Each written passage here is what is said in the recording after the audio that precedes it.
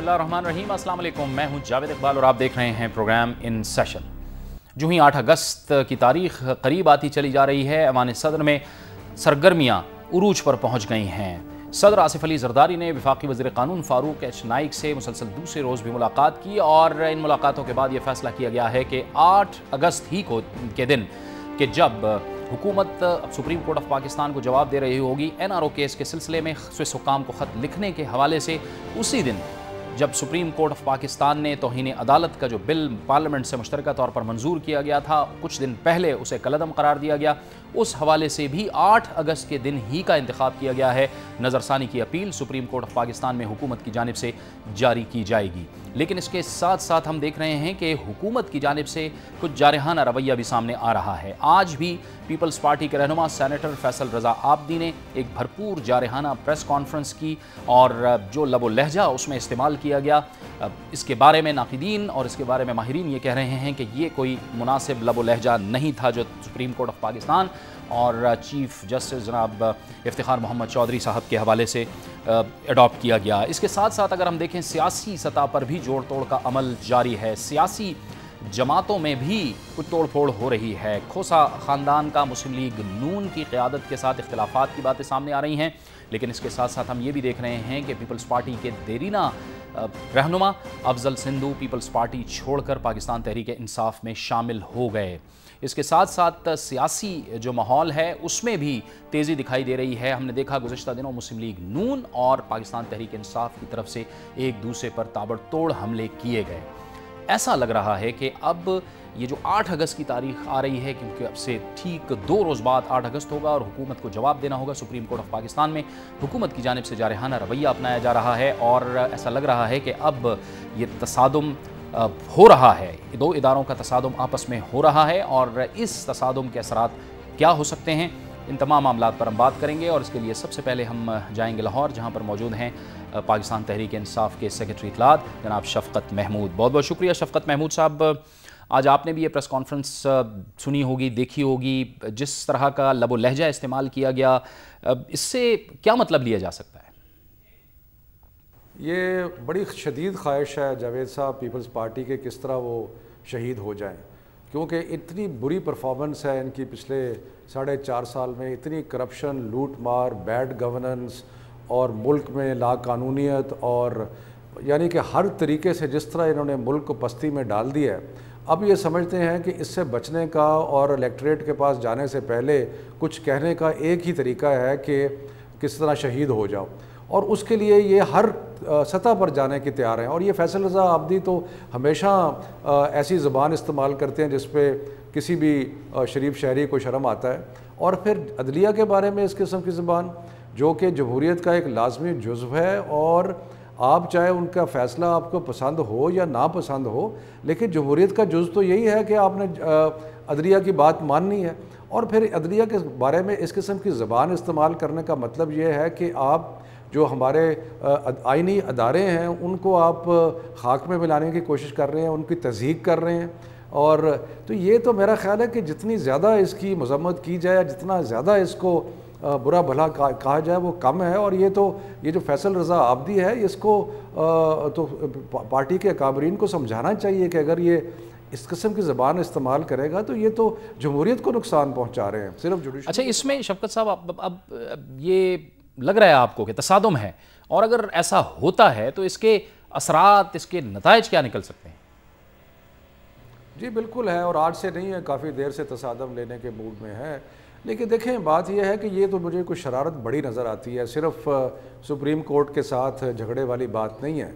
ये तो चाहते हैं कि किस तरह निज़ाम जो है वो धड़ाम से गिर जाए, क्योंकि जब आइनी तातुल पैदा होता है और जब अदारों का आपस में तसादम होता है और एक अदारा अपनी हदूद के मुताबिक फ़ैसला करता है और दूसरा अदारा उस फैसले को मानने के लिए तैयार नहीं होता, तो फिर उसको आइनी तातुल कहते हैं, यानी कि कॉन्स्टिट्यूशनल डेडलॉक। और जब भी कॉन्स्टिट्यूशनल डेडलॉक होता है तो हमारी मुल्क की जो तारीख़ है, अगर उसको जहन में रखा जाए तो अगर ऐसी कोई सूरत पैदा होती है तो यकीनी तौर पर अपोजिशन का जो किरदार है वो भी बड़ा अहम है, क्योंकि अपोजिशन जो है वो मुख्तलिफ इशूज़ पे अपने मुतालबात और उसको बरवक्त उठाती रही है उन इशूज़ को। क्या आपकी जमात का क्या मौक़िफ़ है इस हवाले से? देखिए, अपोजिशन का किरदार जमहूरी हदूद में होगा। हमने हमेशा कहा है कि हम जुडिशरी के साथ खड़े हैं, हम एक सियासी जमात हैं। अगर हम जो साथ खड़े होने का अगर उसकी आप तशरीह चाहें तो वो ये है कि हम जुडिशरी के हक़ में एक सियासी पोजीशन हमने ली है, मीडिया में पोजीशन ली है। अगर उस पर हमला हुआ तो हम सड़कों पे आएंगे। अगर उनकी फ़ैसलों को कतई तौर पे रद्द किया गया तो हम उसके लिए सुनामी मार्च करेंगे। वो सारी चीज़ें करेंगे जो कि एक सियासी जमात जो है एहतजाज के तौर पे। लेकिन शफकत साहब, इसमें अहम बात यह है कि ऑपोजिशन मुत्तहिद नहीं है। हर जमात अपनी सतह पे कोशिश तो कर रही है, आप भी कर रहे हैं, मुस्लिम लीग नून भी कर रही है, जमात इस्लामी है, दीगर जमातें हैं, वो भी लगे हुए हैं, अपनी अपनी तीन कोशिशें कर रहे हैं। लेकिन आप लोग को मुत्तहिद नज़र नहीं आते। अब बात तो आप एक ही कर रहे होते हैं, लेकिन ये जो हमने देखा गुज़श्ता दिनों, आपकी जमात ने नून लीग पे इल्ज़ामात लगाए, नून लीग ने आप पे इल्ज़ामात लगाए।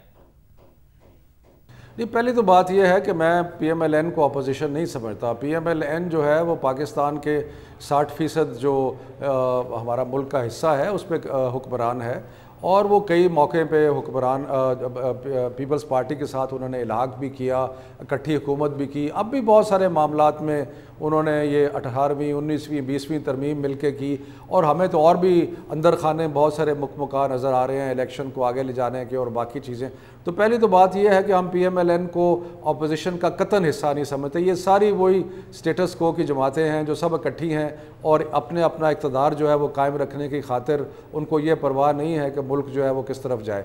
अब मेरा ख्याल है कि तहरीक इंसाफ और जो चंद एक जमातें पार्लियामेंट से बाहर हैं वही सही हकीकी अपोजिशन का किरदार अदा कर रही हैं। तो इसलिए मैं तो इसको अपोजिशन की तकसीम कतन नहीं समझता। हमारी जो पाकिस्तान को बचाने की तहरीक है वो इन सब के ख़िलाफ़ है। ये भी करप्ट हैं, वो भी करप्ट हैं, इन्होंने भी मुल्क को लूटा है, उन्होंने भी लूटा है, और पिछले 30 साल से ये इन्होंने मिल के मुल्क को इस मुकाम पे पहुंचा दिया है जहाँ पे आज ना जो महंगाई है, जो आवाम की ज़िंदगी अजीरन हुई है, जो लोड शेडिंग, यानी कि हर तरीके से जो बेरोज़गारी है, जिस मुकाम पे पाकिस्तान पहुंचा हुआ है बदकिस्मती से, जिस पस्ती के मुकाम पे, उस पे इन सब ने मिल के पाकिस्तान को पहुंचाया है। तो हम तो इन सब के खिलाफ हैं। साहब, जिस स्टेटस को की आप बात कर रहे हैं, जिस जमूत की आप बात कर रहे हैं, इस जमूत को, इस स्टेटस को तोड़ना आपके लिए आसान होगा? बिल्कुल आसान नहीं होगा। कभी स्टेटस को तोड़ना कभी आसान नहीं हुआ, और हमारी कोशिश ये है कि जमहूरी तरीके से हो। हमारी कोशिश ये है कि अगला इंतखाब जो है वो एक साफ़ शफाफ इंतखाब हो, वो उसमें न्यूट्रल केयर टेकर गवर्नमेंट हो, उसमें जितने भी तकाज़े हो सकते हैं एक साफ़ इंतखाब के वो हों, और उसके बाद तब्दीली जो है वो इंतखाबात के ज़रिए आए।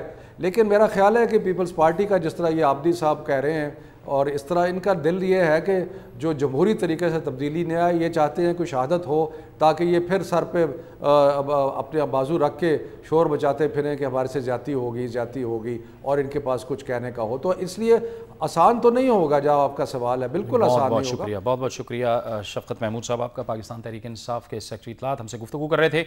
एक ब्रेक लेते हैं और ब्रेक के बाद हम मुस्लिम लीग नून का भी मौक़िफ़ लेंगे।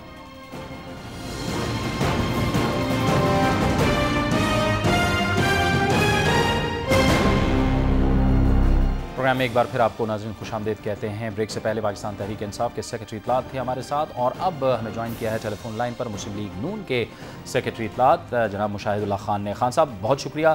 खान साहब, तहरीक इंसाफ के सेक्रेटरी इत्तलात शफकत महमूद साहब ब्रेक से पहले हमसे बात कर रहे थे, और वो कह रहे थे कि ये जो इस वक्त मौजूदा सूरत हाल है उसमें मुस्लिम लीग नून बराबर की शरीक है। उसकी वजह यह है कि आप भी बहरहाल हुकूमत का तो हिस्सा रहे हैं। देखो भाई, बात यह है कि ये जो है ना NGO PTI जो है, इसको ये सियासी जमात है ही नहीं। ये मतलब मुझे एक बात बताएं कि काफ लीग तो चलो इत्तेहाद में बैठी हुई है, MKM भी बैठी हुई है, ANP भी बैठी, पीपल पार्टी भी बैठी हुई है, तो इस मुल्क में कितने मसाइल हैं। इतनी बुरी हुकूमत आज तक कोई है नहीं। तो होना तो ये चाहिए था ना कि ये जो है शफकत महमूद और इनके लीडर इमरान खान, वो आपसे जरदारी की मुखालफत करते, वो काफ लीग की मुखालफत करते, उन्होंने तो कभी भी नहीं की। ये पहला मौका है कि वो अपोजिशन की मुखालफत कर रहे हैं। अच्छा भाई, हमने किरदार अदा नहीं किया तो आप कर लेते। आपका तो सुनामी जो है वो वर्जन आइलैंड के साहिलों से जाके टकरा गया है और उनके जुए खानों में घुस गया है। तो भाई, आपका तो इतना बड़ा सुनामी है ना, आप बहुत बड़े दावे कर रहे हैं, आपने पता नहीं कितने वादे किए पिछले साल अक्टूबर से लेके, हम ये कर देंगे, हम 90 दिन में कर देंगे, हम असाते अगर डिक्लेयर ना किए तो हम सिविल नाफरमानी कर देंगे और हम थानेदारों के इलेक्शन कराएंगे, पटवारियों के इलेक्शन कराएंगे। लेकिन आप जब इनसे कोई बात पूछें आपका प्रोग्राम क्या है तो कहते हैं वेबसाइट पे। अच्छा, इल्जाम लगाने की सियासत इन्होंने इस मुल्क में शुरू की हुई है।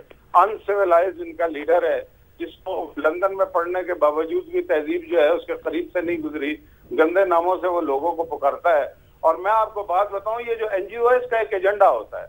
अब मुख्तलिफ पाकिस्तान में एनजीओ काम कर रही हैं, मजलूम वन्नी के लिए काम करेंगी, कुरान से शादी के खिलाफ काम करेंगे, औरतों के हुकूक के लिए काम करेंगी, लेकिन कश्मीर की औरत के लिए नहीं बोलना, अफगानिस्तान की औरत के लिए नहीं बोलना। इसी तरह से इन्हें भी एजेंडा दिया गया है कि PMLN के वोटों को खराब करना है, ना आसिफ जरदारी के खिलाफ कुछ करना है, ना काफ लीग के, ना MQM के, ना ANP के, जो इस असल मसाइल के जिम्मेदार हैं। हम तो एक सूबे में हुकूमत में हैं और ये कह देना बड़ा आसान है कि 62% पे हम हुकूमत कर रहे हैं। भाई 62% पे हम हुकूमत कर रहे हैं, बाकी 3 सूबे हैं, तो फिर ये फेडरल जो लेवल पे हुकूमत है इसकी परसेंटेज क्या है?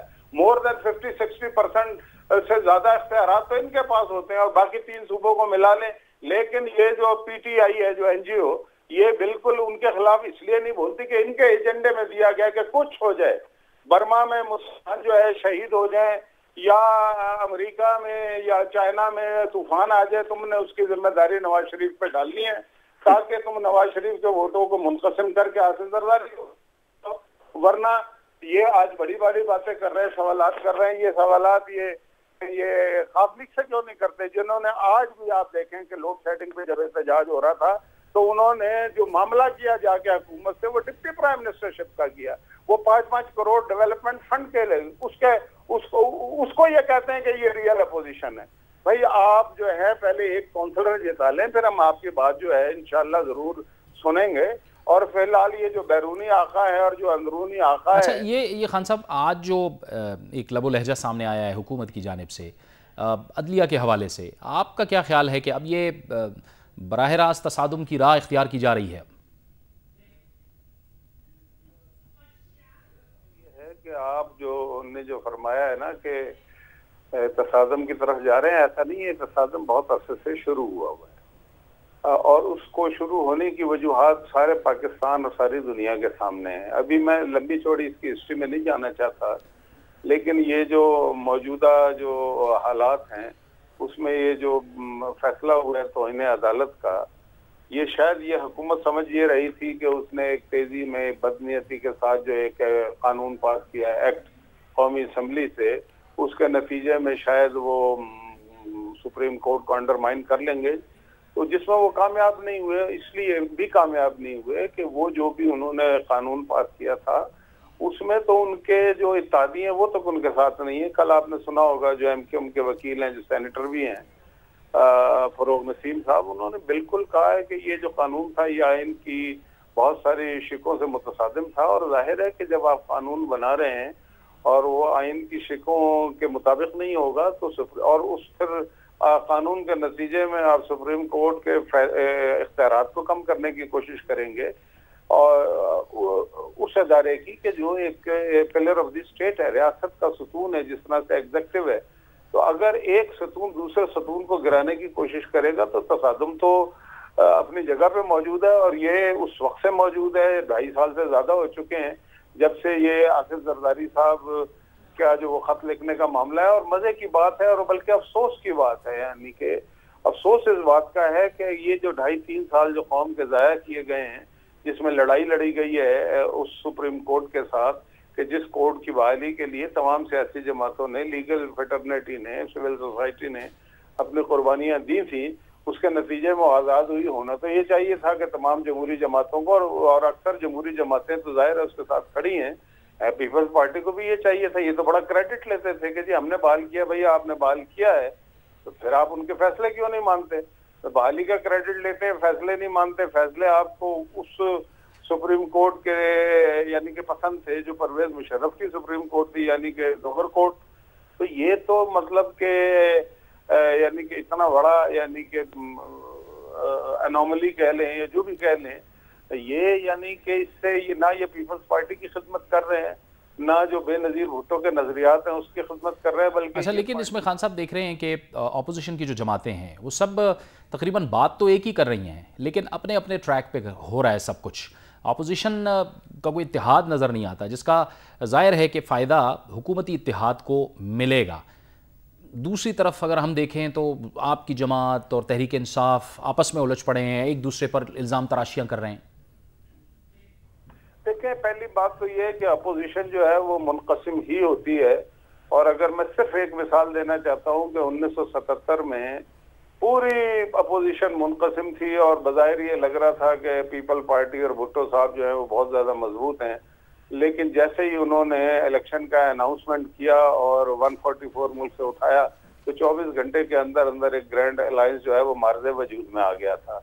बात यह है कि हुकूमतों के साथ जो इत्तेहादी होते हैं वो हुकूमत के साथ नहीं होते, और आज भी अगर जो 4 जमातें हैं इत्तेहाद में वो पीपल पार्टी के साथ नहीं है, वो इख्तिदार के साथ हैं, वो इख्तिदार की बंदर बांट के साथ हैं, वो अपने अपने मामलात जो है वो उनको उनके हुसूल के साथ हैं। और आप मेरी बात याद रखिएगा, जब ये निगरान हुकूमत बनेगी और इलेक्शन अनाउंस होगा तो फिर हम आपसे पूछेंगे कौन किसके साथ है या कौन किसके साथ नहीं है। दूसरी बात यह है कि मुझे एक बात बताएं कि वो हुकूमत पीपल्स पार्टी की जो हर रोज भुट्टो का विरोध भी करती है और बेनजीर का भी, मतलब उन्होंने इख्तिदार को यानी कि उसके इस्तेहकाम के लिए होना तो ये चाहिए था कि वो अगर अवाम के दुखों का मदावा करते, एनर्जी क्राइसिस को हल करते, लोड शेडिंग में जो यानी कि चीख रहे हैं अवाम उनके आंसू पोंछने की कोशिश करते, मईशत को ठीक करते, तो आज ना उन्हें अदालत से लड़ने की जरूरत होती, ना किसी और से, ना अपने इत्तेहादियों को जो है वो उनकी ब्लैकमेलिंग में आते। मुझे बताए ना कि ये कौन सा ये इत्तेहादी है, ये कौन सा इत्तेहाद है, या ये कौन सी जिसे आप कह रहे हैं कि वहां पे तकसीम नहीं है, कि उसकी वजह से या तो उस इत्तेहाद की वजह से बलूचिस्तान का मसला हल हो गया हो या कराची का मसला हल हो गया हो। बात यह है कि कराची की टारगेट किलिंग जारी है, 7000 से ज्यादा लोग लुक़मा अजल बन गए हैं। बलूचिस्तान का मसला 4.5 साल पहले जो था उससे आज ज्यादा खराब है। तो आपने हासिल क्या किया? अवाम आपके खिलाफ हैं। अब आप मतलब के ये जरूर है कि ठीक है, बहुत बहुत शुक्रिया, बहुत बहुत शुक्रिया। मुशाहिदुल्लाह खान PMLN के सेक्रेटरी इत्तलात हमसे गुफ्तगू कर रहे थे। और आज ही मुस्लिम लीग नून के क़ायद मियां नवाज शरीफ ने भी अदलिया के हवाले से अहम बात की है, और वो कहते हैं कि हुकूमत अपने मफादात की खातिर अदलिया के साथ इस तरह का रवैया इख्तियार कर रही है। करप्शन की दौलत बचाने और छुपाने के लिए मुल्क के आइन, जमहूरियत, अदलिया और पार्लियामेंट सबको दाव पर लगाया जा। इस किस्म के लबो लहजे के जो कि हुकूमत की जानिब से ज़ाहिर किया गया है, किस तरह के असरात हो सकते हैं, इसी पर हम बात करेंगे। और हमें ज्वाइन किया है साबिक चीफ जस्टिस पाकिस्तान जनाब जस्टिस सईदुज़्ज़मा सिद्दीकी ने, जो इस वक्त हमारे साथ टेलीफोन लाइन पे हैं। जज साहब, बहुत शुक्रिया। ये जिस तरह का लबो लहजा सामने आया, जिस तरह के इल्ज़ामात सामने आए, इसके असरात क्या हो सकते हैं आपके ख्याल में? जी, मैं समझता हूँ कि ये डिलिबरेटली कर रहे हैं ये लोग, इसलिए कि कभी ऐसा हुआ नहीं, कभी अदलिया के मुताल्लिक़ इस किस्म के नाज़ेबा अल्फाज कभी इस्तेमाल नहीं हुए, और न ही ये समझता हूँ किसी महज़ब माशरे में जो मुल्क की आला तरीन अदलिया है उसके मुताल्लिक़ इस किस्म के इज़हार ख्याल टेलीविज़न के ऊपर और आम यानी सरे आम इस तरह के ख्यालात का इज़हार किए जाए। मैं ये इंतहाई तकलीफ दे और इंतहाई शर्मंगेज किस्म के बयानात हैं, इससे एतराज़ करना चाहिए। और इसके मुझे लगता ये है कि गालिबन इस बात का इन्होंने तय कर लिया है कि अदलिया के साथ वो अपना टकराव चाहते हैं। यानी इसका ये भी मतलब हो सकता है कि हिकमत अमली में दिफाई पोजीशन पे लाया जाए अदलिया को। जी, मेरे ख्याल से प्रोवोक कर रहे हैं जजेस को, जजेस के मुताल्लिक इस किस्म के स्कैंडलाइजेशन करना या अदलिया को इस तरह मलाइन करना, ये बजात में खुद एक बहुत ही सीरियस बात है और ये इंतहाई काबिल एतराज़ है। और इसके लिए भी वो चाहते यही हैं कि आपने बिल्कुल सही कहा कि 8 अगस्त को क्योंकि प्राइम मिनिस्टर साहब को कोर्ट में जवाब दाखिल करना है, अपने जो उनको नोटिस दिया गया था उनसे परफॉर्मेंस के लिए कहा गया था कि आपका क्या मौक़िफ़ है। गालिबन वो उसी डेट से पहले वो ये चाहते हैं कि कोई ऐसी फिजा कायम कर दी जाए जिससे कि ये हेयरिंग उस दिन ना हो सके। और ये बहुत बहुत शुक्रिया सईदुज़्ज़मान सिद्दीकी साहब आपका। ब्रेक का वक्त हुआ चाहता है और ब्रेक के बाद मुल्क का सियासी मंजरनामा क्या बनने जा रहा है और ये जो कुछ हो रहा है इसके असरात क्या हो सकते हैं मुल्क की सियासत पर, ये हम पूछेंगे मुल्क के मुमताज़ सीनियर सहाफ़ी और रोज़नामा दुनिया के ग्रुप एडिटर जनाब नज़ीर नाजी से एक ब्रेक के बाद।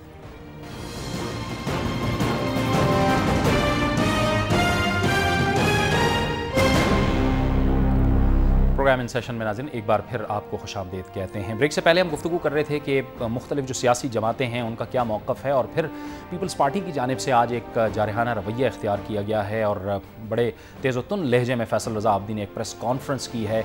इसके क्या असरात हो सकते हैं और आने वाले दिनों में पाकिस्तान का जो सियासी मंजरनामा है वो किस सिमत में जा सकता है और किस तरह से तरतीब दिया जा सकता है, इन तमाम मामलात पर बात करने के लिए आज हमें ज्वाइन किया है रोज़नामा दुनिया के ग्रुप एडिटर जनाब नज़ीर नाजी ने। नज़ीर नाजी साहब, आपको खुशामदीद कहते हैं ग्रुप में भी और अपने प्रोग्राम में भी। बहुत बहुत अस्सलाम वालेकुम आपको।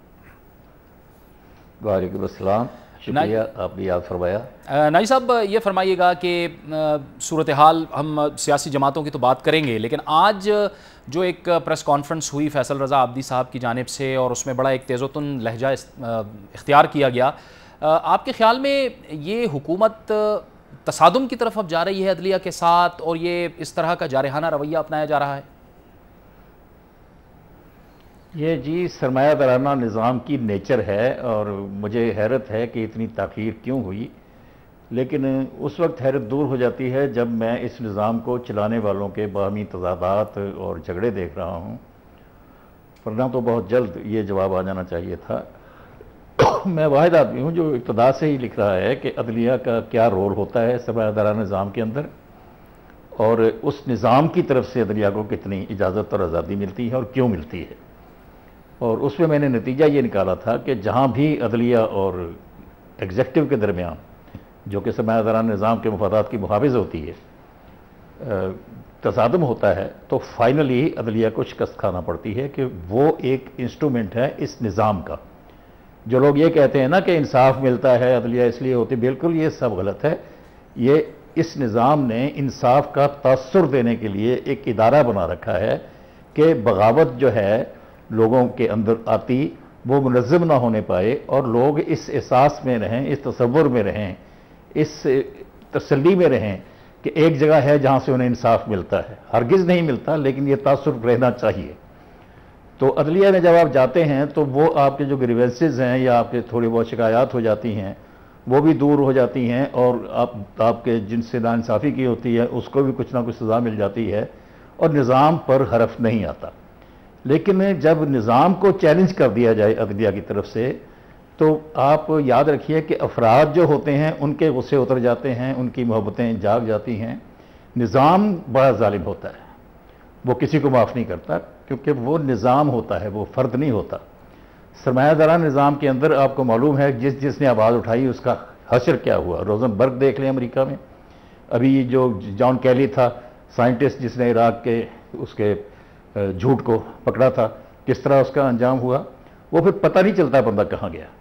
तो अदलिया में भी आपको जितना जहाँ भी देखेंगे ये हमेशा एग्जेक्टिव और स्टेटस को, इन दोनों के तहफ़्फ़ुज़ का काम सर अंजाम देती है। जहाँ ये इनसे टकरा जाए वहाँ पर एक ही काम हुआ करता है जो नवाज शरीफ साहब ने किया था, या जो उससे पहले आमिर करते रहे हैं, या जो अब होने वाला है जिसकी आज इब्तिदा हो गई है। और आप देखेंगे कि बहुत जल्द ये निज़ाम जो है अपने आप को ललकारने वालों के साथ क्या सलूक करता है। अच्छा, इसमें लेकिन नाजी साहब ये जो तस्वीर है ये अब मज़ीद धुंधली होती चली जा रही है क्योंकि इस निज़ाम में रहने वाले लोग ज़ाहिर है जमहूरियत के हवाले से भी पुरुमीद हैं और फिर वो इंतखाबात के हवाले से भी पुरुमीद हैं। उनके लिए फिर क्या रास्ता निकलता है? उन लोगों के लिए जो कि उम्मीद चाहते हैं उनके लिए कौन सा रास्ता है फिर? उम्मीद ही पैदा होगी, उम्मीद ही सामने आएगी, क्योंकि अभी तक कोई मुतबादल रास्ता यानी इनकलाब का रास्ता, तब्दीली का रास्ता, स्टेटस को तोड़ने का रास्ता नहीं निकल रहा। और अब कोई आमरीत भी ऐसी नहीं है जो चल सके, लोगों को दबा सके और लोगों को कुछ अरसे के लिए मुतमईन कर सके। अब इसी निज़ाम के अंदर से हमें रास्ता निकालना होगा। वो उम्मीद का भी होगा, वो तवक्कात का भी होगा, वो ख्वाबों का भी होगा, वो ख्वाहिशों का भी होगा। और इसी के अंदर से निकलेगा। ये इब्तदाई अभी तोड़ फोड़ होगी, लेकिन जो तारीख का फैसला है वो नाफज होगा, और फैसला ये है कि सरमायादाराना निज़ाम अपनी वजूद को और अपने स्टेटस को जिसके तहत वो बरकरार रहता है उसको, उसमें क्रैक्स नहीं आने देता। चूँकि अब क्रैक्स आने का ख़तरा पैदा हो गया है, अब ये निज़ाम बतौर निज़ाम हरकत में आएगा और अब देखेंगे क्या होगा। अच्छा, तो इस सूरत में इसका मतलब ये लिया जा सकता है कि ये जमूत तोड़ना ज़ाहिर है बड़ा मुश्किल काम है। सियासी जमातें अपनी आज से इब्तदा हो गई। अच्छा जी, आज से जमूत तोड़ने की इब्तदा हो गई है।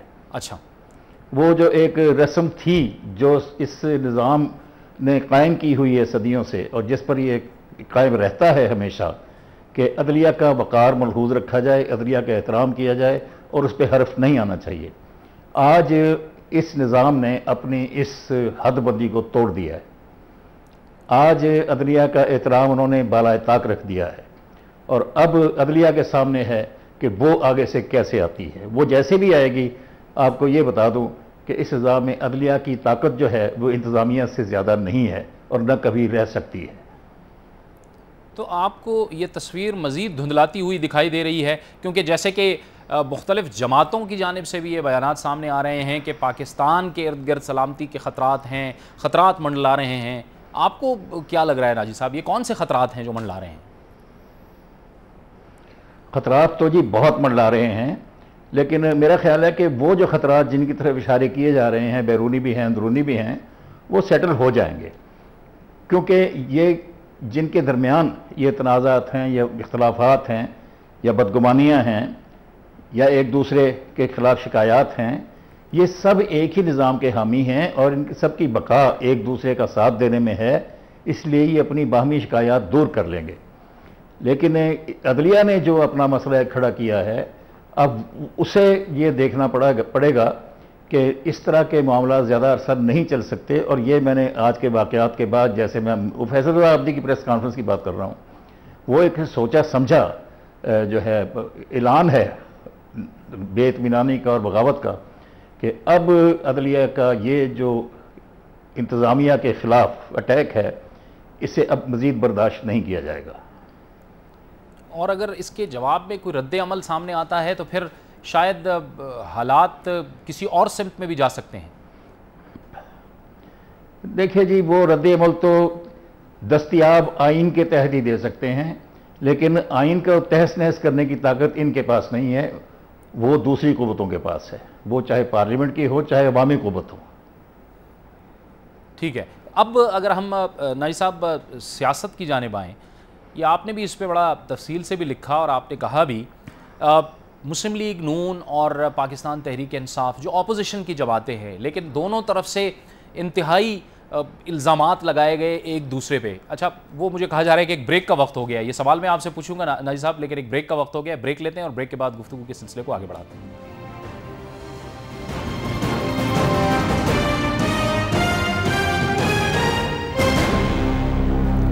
प्रोग्राम इन सेशन में एक बार फिर आपको खुशामदीद कहते हैं। हमारे साथ मौजूद हैं मुल्क के मुमताज़ सीनियर सहाफ़ी, सीनियर तजियाकार और रोज़नामा दुनिया के ग्रुप एडिटर जनाब नज़ीर नाजी। नाजी साहब, हम इल्ज़ामात की सियासत की बात कर रहे थे। गुज़िश्ता दिनों जो नून लीग और पाकिस्तान तहरीक इंसाफ ने एक दूसरे पर इल्ज़ामात आयद किए हैं, इसका आप क्या समझते हैं कि क्या असर हो सकता है, और ये जो इल्ज़ामात की सियासत है ये हमें किस तरफ ले जा रही है? देखिए जी, ये इस सियासत मैं ऐसे कहता हूँ कि इंतखाबी मुहिम का आगाज़ था ये, जो इन दोनों जमातों की तरफ से किया गया, लेकिन ये इंतहाई अफसोसनाक और इंतहाई मायूस कुन है, क्योंकि इस तरह की अगर सियासत है, यही फ्यूचर है हमारी सियासत का, तो हमें अपनी सियासत की बैंकरप्सी जो है उस पर रोना चाहिए। ये वक्त था जब आप किसी भी कैंपेन की या इलेक्शन की इब्तिदा करते हैं तो आप अपना प्रोग्राम लेकर आएँ, मंसूबे लेकर आएँ, तजावीज़ लेकर आएँ, और मुस्तकबिल के वो ख्वाब जो आप दिखाना चाहते हैं लोगों को, उनकी झलकियाँ दिखाएँ और अपनी तरफ लोगों को मुतवज्जो करें और बताएं कि आप उनके लिए बेहतर तरजीह हैं दूसरे के मुकाबले में। तो अगर आप ये बता रहे हैं कि वो भी चोर है वो भी चोर है, तो आप तो लोगों की उम्मीदें तोड़ रहे हैं, आप तो इलेक्शन से लोगों को मायूस कर रहे हैं। आप तो लोगों को ये बता रहे हैं कि आप जो क़यादत उन्हें फराहम करेंगे उसका इंटेलेक्चुअल लेवल क्या है, ये बड़ा तकलीफ दे था हमारे लिए। जो भी जमहूरियत को पसंद करते हैं, या मेरी तरह जो लोग चाहते हैं जमहूरियत रहे और हर हाल में रहे, हमारे लिए तो जमहूरियत की वकालत करना मुश्किल कर दिया इन लोगों ने। बहुत अफसोस हुआ मुझे इस इब्तदा को देखकर, गाली गलोच पर मबनी इब्तदा को देखकर। अच्छा, हमारे निज़ाम में ये जो हमारा इंतखाबी निज़ाम है, इसमें नाजी साहब ये इल्ज़ामात का कितना अहम किरदार होता है? क्या इल्ज़ामात लगाने से हम वोटर की जहनीत को तब्दील कर सकते हैं? जी, ये इल्ज़ामात ज़हनी इफलास का नतीजा होता है। जब आपके पास कहने को कुछ ना हो, जब आपके पास अवाम की उम्मीदें, तमन्नाएं और ख्वाब जगाने को कुछ ना हो, जब आप लोगों को मुस्तकबिल का को खाका दिखाने के काबिल ना हो, जबकि आपकी इमेजिनेशन पुअर हो, जब आपके पास विजन कोई ना हो, तब आप ये तर्ज अमल इख्तियार करते हैं। ठीक है, आप बिल्कुल दुरुस्त फरमा रहे हैं। इसके साथ साथ अगर हम देखें नाजी साहब, ये जो आपने इंतखाबी मुहिम के आगाज़ की बात की है, साथ में एक थ्योरी ये भी चल रही है कि शायद ये जो हालात हैं अंदरूनी या बैरूनी तौर पे जो हालात हैं, उनकी वजह से शायद इंतखाबात का अल्तवा किया जा सकता है 1 साल के लिए। क्या ऐसा होना मुमकिन है? जी, ऐसा मुझे मुमकिन नज़र नहीं आता। ख़तरा उस वक्त तक था जब तक पाकिस्तान और अमेरिका के दरमियान डायलॉग शुरू नहीं हुआ था। तब अंदेशा था कि अमेरिका ने सरगर्मियाँ जो पाकिस्तान के लिए मनफी थीं वो शुरू कर दी थीं, अफ़गानिस्तान के अंदर भी और अफ़गानिस्तान की सरहदों से पाकिस्तान के अंदर भी, और भारत के साथ जो उनके मुज़ाकरात और राब्ते हो रहे थे उनके अंदर भी। आपको याद होगा कि मुशतरका मुहाज़ का ऐलान कर दिया था कलकत्ता के उसने आपकी हिलरी क्लिंटन ने, जिसमें कहा था कि आपका और हमारा कंसर्न एक है, आपका हमारा टारगेट एक है, आप भी उसी दहशतगर्दी का शिकार हैं जिस दहशतगर्दी का हम शिकार हैं। आपका दुश्मन फलां उधर बैठा है तो हमारा दुश्मन भी अहमद ज़वाहिरी वहाँ बैठा है। तो ये एक मुश्तरका मुहाज़ का ऐलान था जो कर दिया गया था। उस वक्त मुझे भी तशवीश पैदा हुई थी कि अगर अमेरिका और पाकिस्तान के अंदर अदम राब्ता इसी तरह रहा तो मामलात बिगड़ सकते हैं। लेकिन बहुत अच्छा हुआ है कि वो जो है एक इंजमाद वो ख़त्म हो गया है, राब्ते शुरू हो गए हैं, मुज़ाकरात शुरू हो गए हैं। और जब मुज़ाकरात शुरू होते हैं तो जाहिर है कि बात लड़ाई की तरफ नहीं बढ़ती, बात लड़ाई से गुरेज की तरफ जाती है, और उम्मीद है कि जाएगी। और जो सिफारती तन्हाई के हवाले से जो बातें हो रही थी कि पाकिस्तान एक सिफारती तौर पे तनहा हो जाएगा, अब हम उस कैफियत से भी निकल जाएंगे यकीनी तौर पे। मुझे ऐसा लगता है कि हम निकलते हुए नज़र आ रहे हैं, क्योंकि अमेरिका जो दूसरों को रोक रहा था हमें फ़ंड रिलीज़ करने से, अब उसकी तरफ से फ़ंड रिलीज़ होना शुरू हो गए हैं। अगर ऐसा हो गया है तो फिर हमें IMF से और वर्ल्ड बैंक से भी अच्छाई की उम्मीद रखना चाहिए, और यूरोपीय यूनियन और जापान से भी तो करनी चाहिए, जो कि हमारे मेन डोनर्स हैं, जिनकी वजह से हमारी मैशत में डुप्लिकेशन होती रहती है। तो मेरा ख्याल है दूसरे पैसे भी आएंगे और पाकिस्तान जिस इकनॉमिक कहना चाहिए शिकंजे में है उससे निकल जाएगा या निकलने के करीब हो जाएगा। अच्छा, ये नाजी साहब साथ ही हमारी ये जी हमारी जो सफारती तन्हाई है ये भी ख़त्म हो जाएगी, क्योंकि सबसे बड़ा जो सफारती दरवाज़ा है या सफारती वो अमेरिका से होकर गुजरता है। क्योंकि अमेरिका से जब हम मामला ठीक कर लेते हैं तो फिर यूरोप से भी हो जाते हैं, और फिर जो दूसरे मसलन इंडिया है, तो इंडिया जब हमें देखेगा कि अमेरिका से हमारे ताल्लुकात बिगड़ गए हैं तो इंडिया का तर्ज अमल बदल जाता है। लेकिन जब वो ये देखता है कि पाकिस्तान और अमेरिका के ताल्लुकात दुरुस्त हो चुके हैं तो फिर इंडिया के रवैये में भी नरमी आ जाती है। तो इस तरह सफारती तन्हाई मैं समझता हूँ कि अब वो खात्मे की तरफ चल पड़ेगी। अच्छा, अब एक आखिरी नुक्ता नाजी साहब आपसे पूछना चाहेंगे कि 8 अगस्त बड़ी अहम तारीख है, आपको क्या लग रहा है 8 अगस्त को क्या होगा? कोई जहाज नहीं करेगा। अच्छा अच्छा, कोई जहाज नहीं गिरेगा। जी। अच्छा, लेकिन आपके ख्याल में कोई जो जिस कुछ दरमियानी रास्ते की बात हो रही थी नाजी साहब, कुछ दरमियानी रास्ता निकल आएगा? बिल्कुल निकलेगा जी, इंशाल्लाह। ठीक है, बहुत बहुत शुक्रिया, बहुत बहुत शुक्रिया नज़ीर नाजी साहब आपका। ग्रुप एडिटर रोज़नामा दुनिया हमसे गुफ्तगू कर रहे थे। और उनका जो आखिरी नुक्ता था वो ये था कि 8 अगस्त को जब हमने पूछा कि ज़ाहिर है हुकूमत को जवाब देना है सुप्रीम कोर्ट ऑफ पाकिस्तान में फेस हुक्काम के ख़त के हवाले से, तो उनका कहना था वो पुरुमीद थे कि कोई दरमियानी रास्ता निकल आएगा। ये था हमारा आज का प्रोग्राम इन सेशन से जावेद इकबाल को इजाज़त दीजिए। अल्लाह हाफ़िज़।